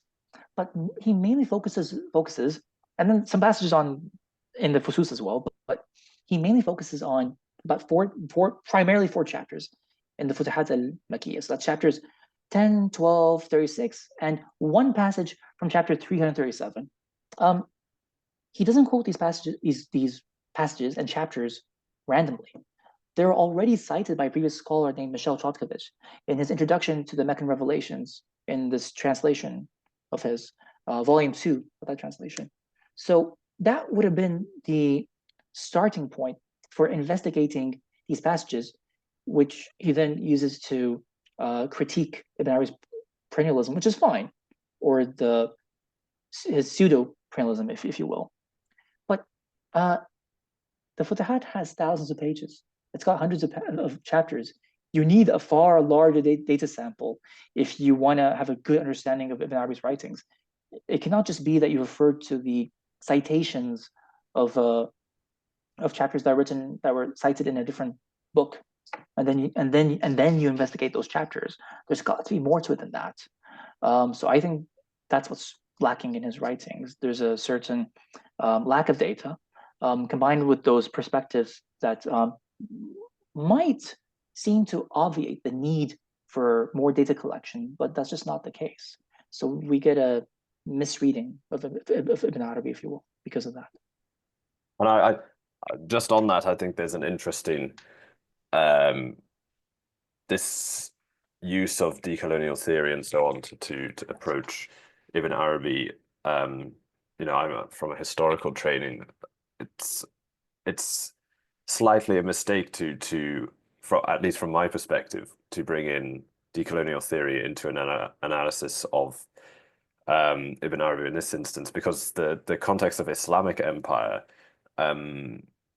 although we can't ignore periods of violence when certain leaders took certain actions, we can make a sort of analogy, I feel, between the metaphysics of fana and baqa that you've been talking about in Ibn Arabi and the history of the spread of Islamic empire. So the way it was understood by Orientalists for a long time was obviously by Orientalists in Britain, France, was that Islam had spread through force, through conquest, the center expanding and overwhelming the peripheries, and peripheries with different religions, peripheries with different cultures, peripheries with different spiritual intelligences. But if a key Orientalist who actually taught Iqbal, coincidentally, who challenged this by saying that, in fact, this was not the history of the Islamic Empire. The history of the Islamic Empire was of the center being continually affected by the peripheries. And when the center expanded, it encountered peripheries, and those peripheries dramatically changed the center. And so there's this interplay of center and periphery, and I feel that has a sort of analogy to the metaphysics of fana and baqa, and to how Ibn Arabi himself is conceiving how Islam can interact with other religions. It's not this hegemony of all-effacing hegemony. There's this interplay of that was there within the spread of the empire itself, of center and periphery, and mutual exchange, and the survival. And I sort of wanted to ask you about how in the sense of baqa, how do those other religions survive within, once they've been annihilated, so to speak? How do they continue to survive? In what sense? The interaction you're discussing about the interaction between the periphery and the center is very fascinating. Thank you for bringing it up. That's definitely a different way to view this history apart from an Orientalist perspective. So thank you for that. Yeah, that's very interesting.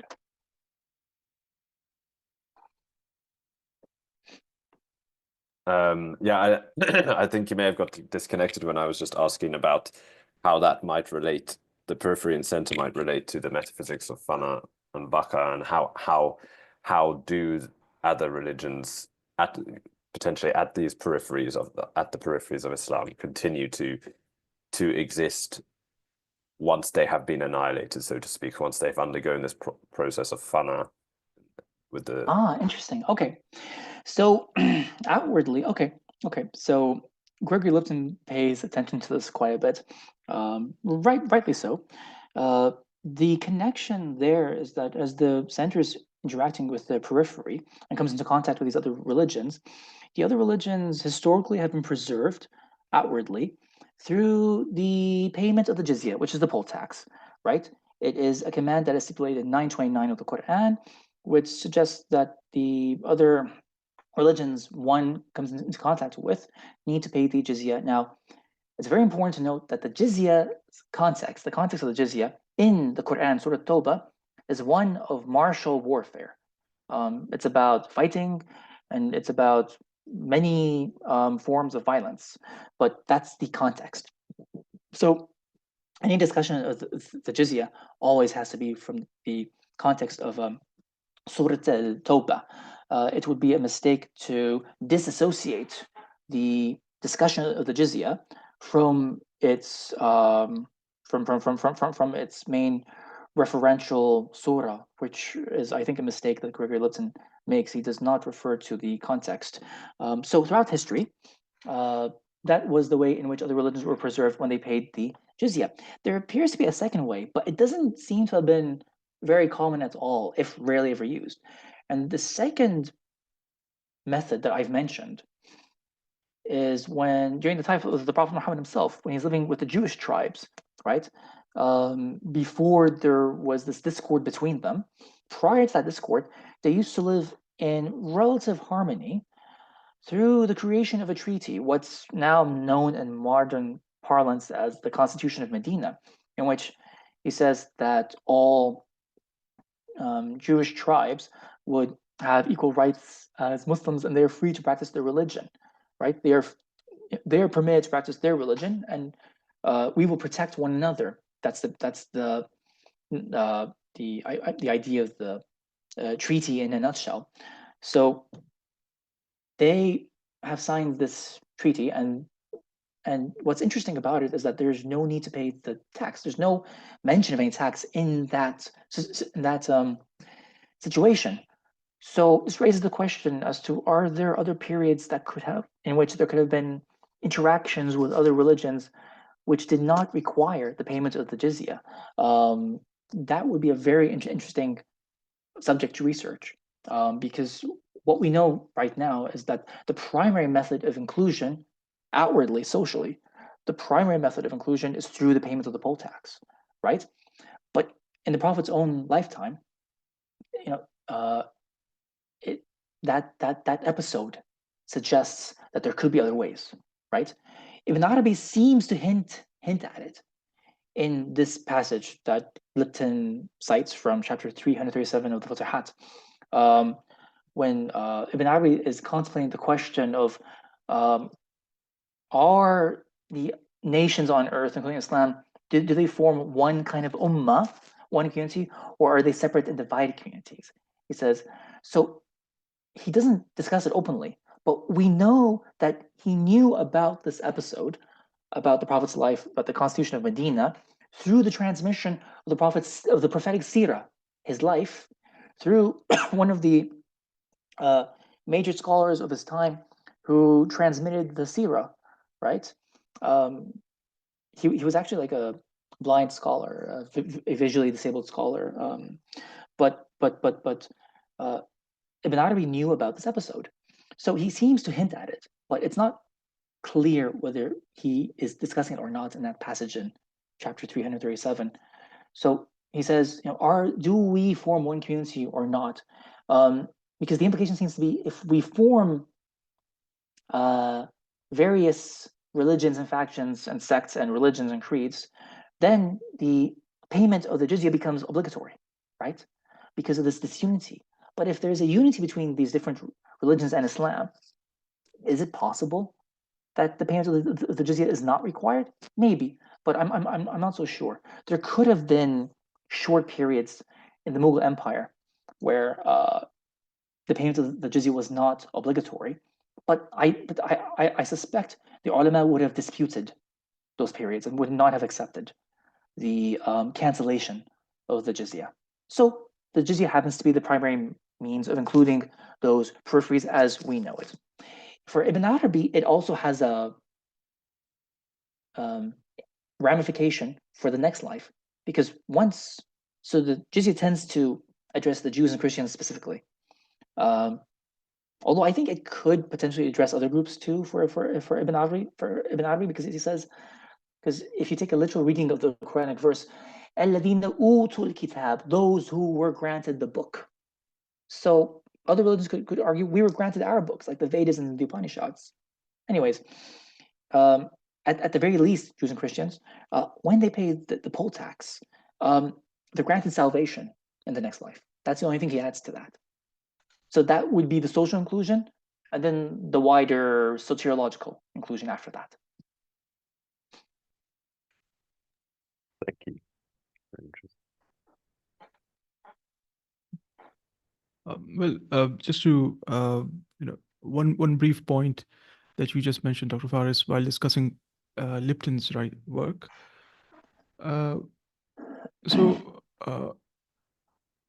Is it fair to say that supersessionism, although present in Ibn Arabi, is not central to him the way that Gregory Lipton seems it or makes it out to be?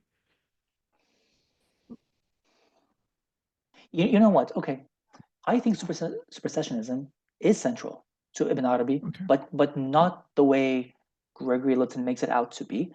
It's not a triumphalist supersessionism.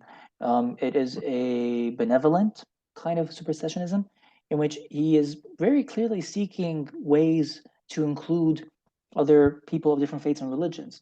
For Gregory Lipton, it's obvious that what he is arguing is that there is no inclusivity accepted in Islam except through the means of the payment of a jizya, which is kind of like means you are put in a subordinate position to this monarchy, this monarchical rulership over lesser subordinate beings, right?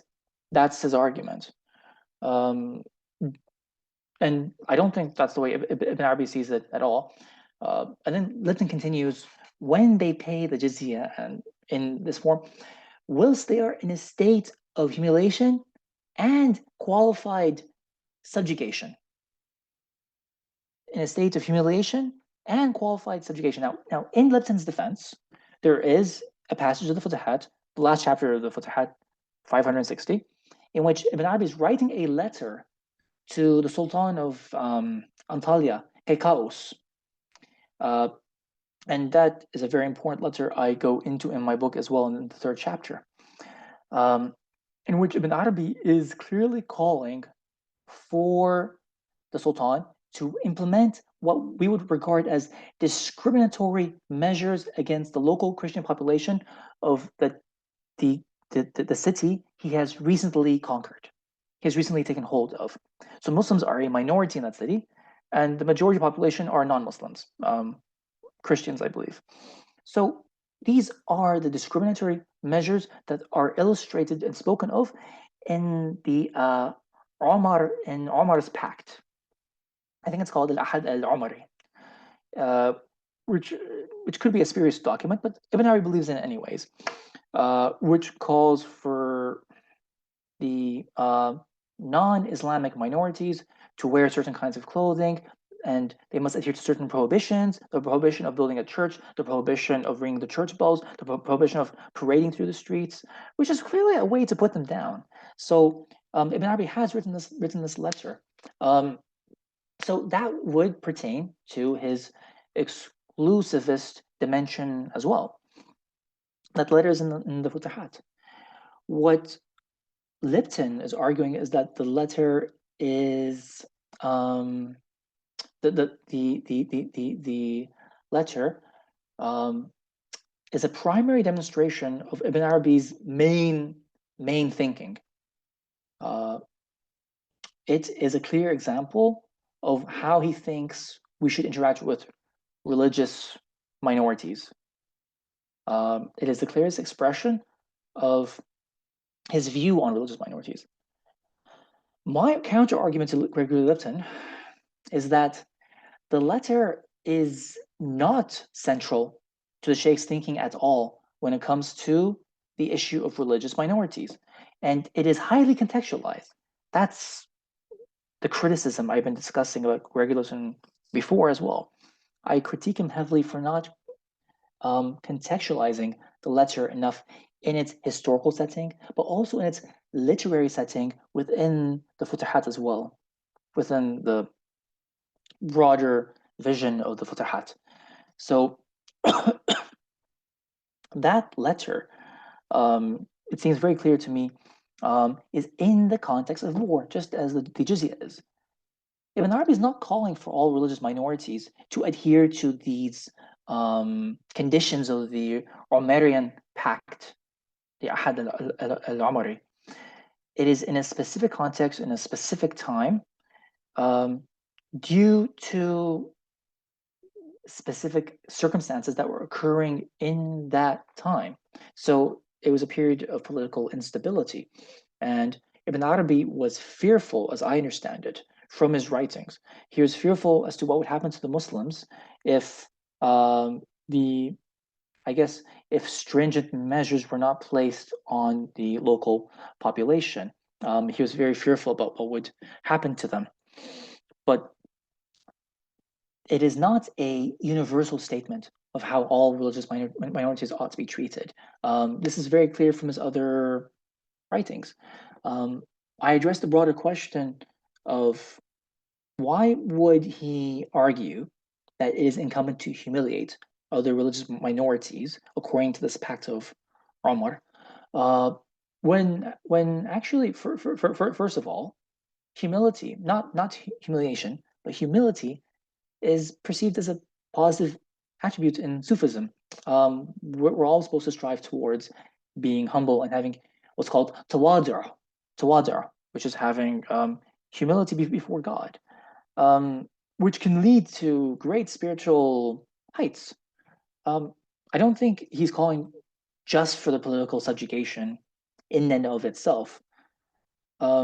There is a very specific historical circumstance to that. I don't think that I do not believe extends to other places and other circumstances, depending on what those circumstances are. So I think it really is limited to the political exigencies of that particular episode. When Keikaus recently had overtaken that city, his position as being the Sultan was actually a precarious position because he had not secured the political assistance he needs to stabilize his own position in the region. So what does that mean?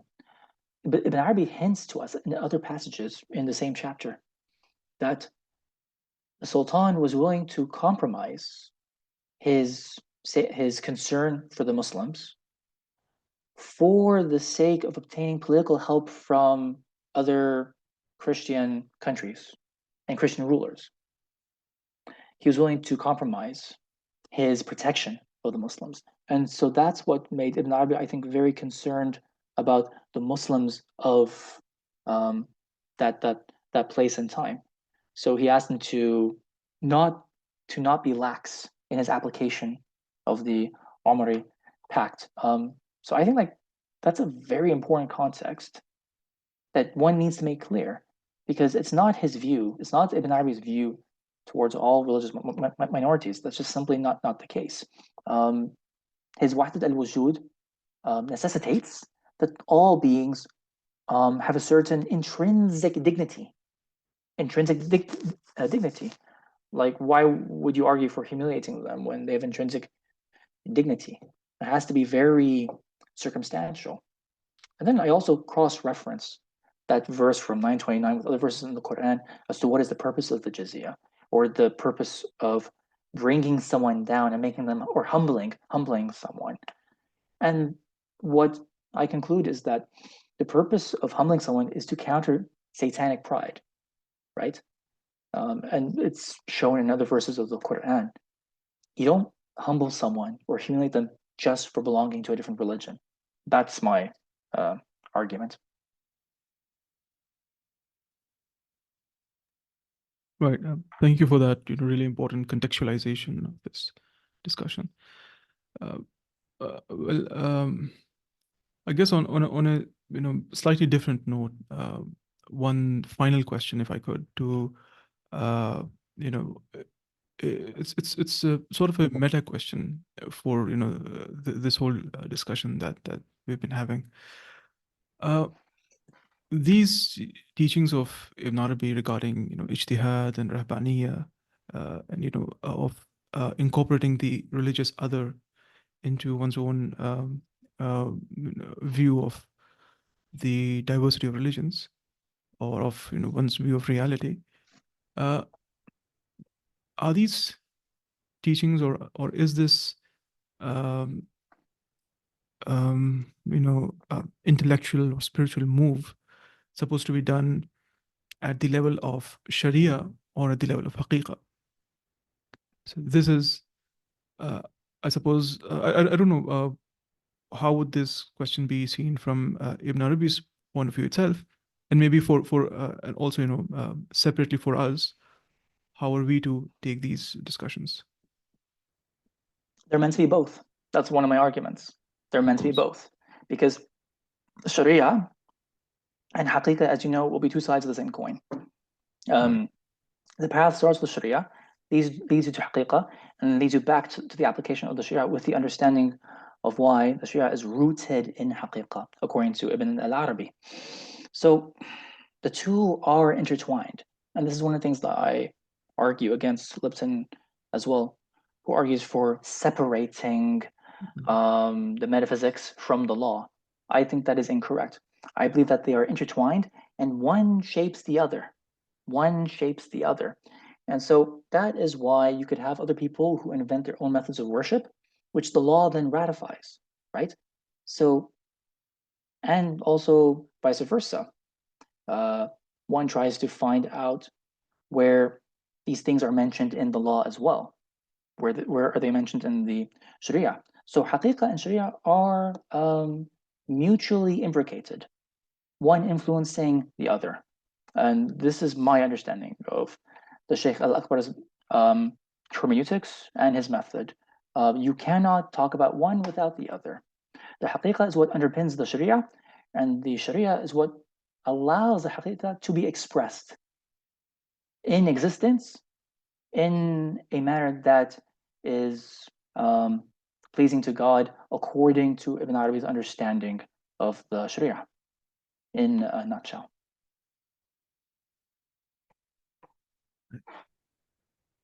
So I think that's a good point to bring this to a close.